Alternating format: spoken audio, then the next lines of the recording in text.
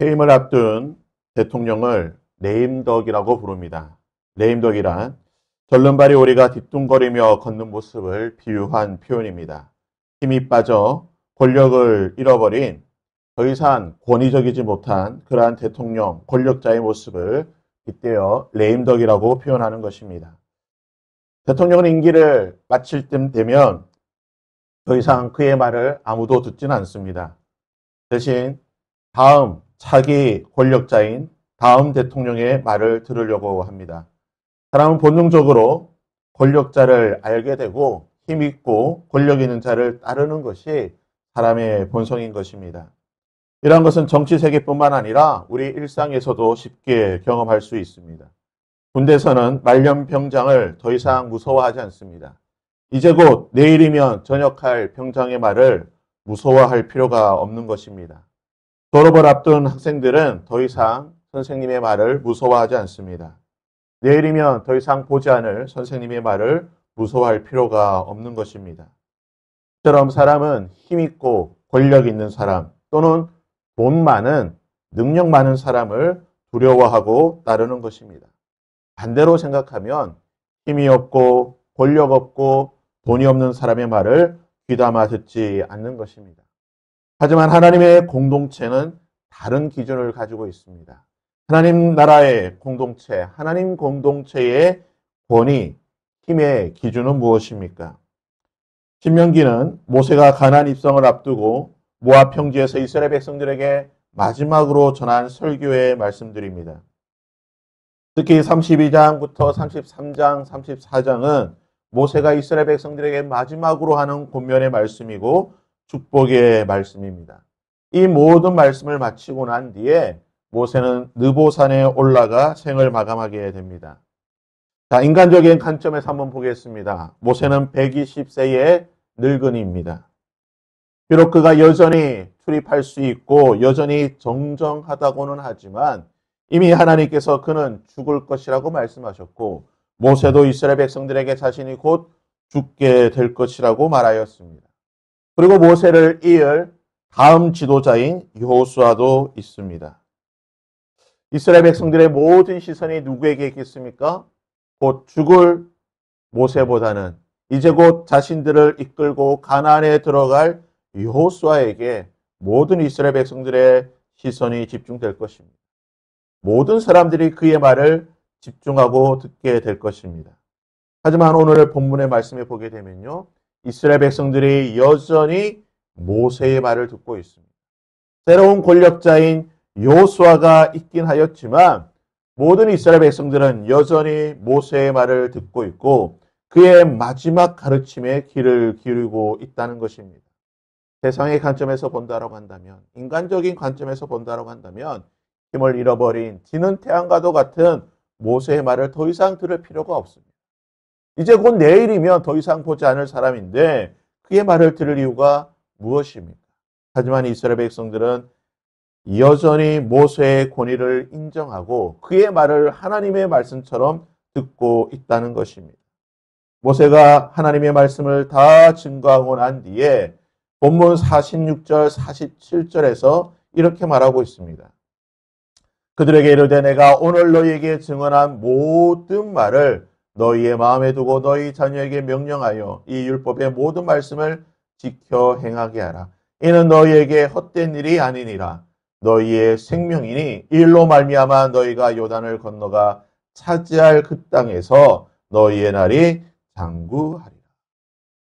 모세의 마지막 말이 무엇입니까?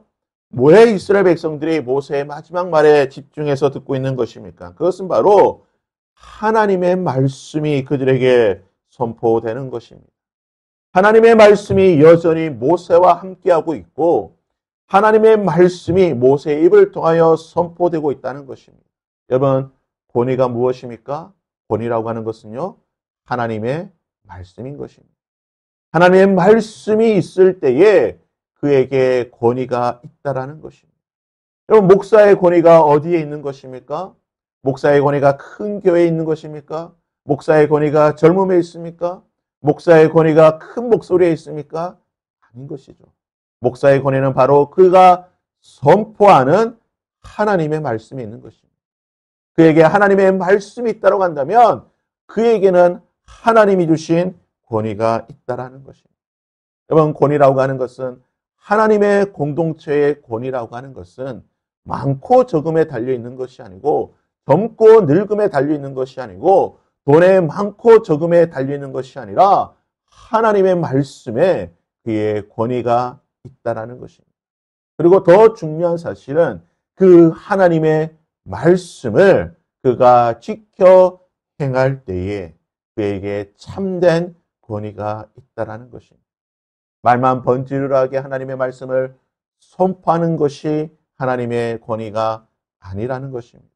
그가 선포하는 말씀대로, 그가 증거한 말씀대로 그가 살아갈 때에 그에게 하나님 주신 권위가 있다라는 것입니다. 이스라엘 백성들이 120세 노인, 이제 곧 내일이면 사라질 그 모세의 말을 집중하며 듣고 있는 이유가 무엇입니까? 그에게 하나님의 말씀이 있었을 뿐만 아니라 그들이 보기에 40년의 시간 동안 모세는 여전히 하나님의 말씀대로 살았기. 오늘의 말씀처럼 하나님의 말씀을 그의 마음에 두고 그의 모든 말씀을 지켜 행하였기에 그것이 곧 모세에게 권위가 되었고 모든 이스라엘 백성들이 여전히 그를 하나님처럼 두려워하며 그의 말씀을 듣고 있었다라는 것입니다. 세상의 공동체는, 세상의 모임들은 힘 있는 자, 젊은 자, 돈이 많은 자, 그에게 권위가 있다 생각하고 그것이 권력이 되고 그것에 사람들이 집중하는 것입니다. 그러나 하나님의 공동체, 하나님의 나라는 하나님의 말씀이 권위이고 그 말씀을 지켜 행하는 자에게 참된 권위가 있다라는 것입니다. 우리가 내일 살펴보긴 하겠지만 신명기 33장에 보시게 되면요, 모세는 하나님이 주신 이 권위로 말미암아 이스라엘 백성들을 축복하고 있습니다. 그에게 주신 하나님의 영적인 이 말씀의 권위로 모든 이스라엘 백성들 12지파들을 축복해 주고 있다는 것입니다. 참된 권위가 있을 때에 그 권위로 말미암아 위로와 축복이 나온다는 것입니다. 하나님의 사랑과 은혜와 위로와 축복은 참된 권위로부터 나오는 것입니다. 그러기에 우리는 이 하나님의 말씀의 권위가 있어야 되는 것입니다. 우리는 우리의 공동체의 권위자로 세움을 받았습니다. 우리의 가정의 권위자로, 부모로서의 권위자로 세움을 받았습니다.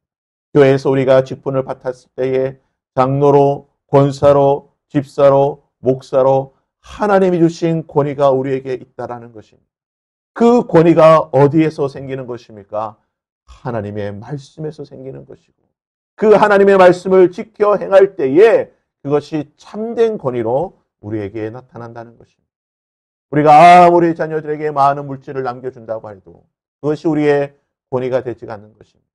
우리가 아무리 자녀들에게 권위 있는 목소리로 꾸지람을 한다 할지라도 이미 자라버린 머리가 굵은 자녀들이 더 이상 우리의 말을 두려워하지 않습니다. 그러나 하나님의 말씀대로 살았던 우리의 삶이 있다고 한다면 그 말씀의 능력이 우리의 권위가 될 것이고 그 말씀의 권면이 우리 자녀들의 위로와 축복이 된다는 것입니다. 바라기는요, 이러한 영적인 권위가 우리 가운데 있기를 바랍니다. 말씀의 권위가 우리 가운데 있기를 바랍니다. 우리가 말씀의 행함으로 말씀 가운데 살아갈 때에 이 모든 말씀을 지켜 행할 때에 이것이 우리의 권위가 될 것이고 이 권위로 말미암아 우리는 우리의 자녀들에게, 우리 교회 공동체, 우리에게 주어진 자들에게 하나님의 위로와 축복의 말씀을 전할 때에 이것이 곧 하나님의 능력이 될 것이고 우리의 자녀들과 우리의 공동체에 하나님의 위로와 축복으로 임하게 될 것입니다. 이러한 권위가 오늘 저와 여러분에게 있기를 바라고 이 권위를 위하여 오늘 하루도 하나님의 말씀을 힘써 지켜 행하는 저와 여러분이 될 수 있기를 주님의 이름으로 부탁드립니다.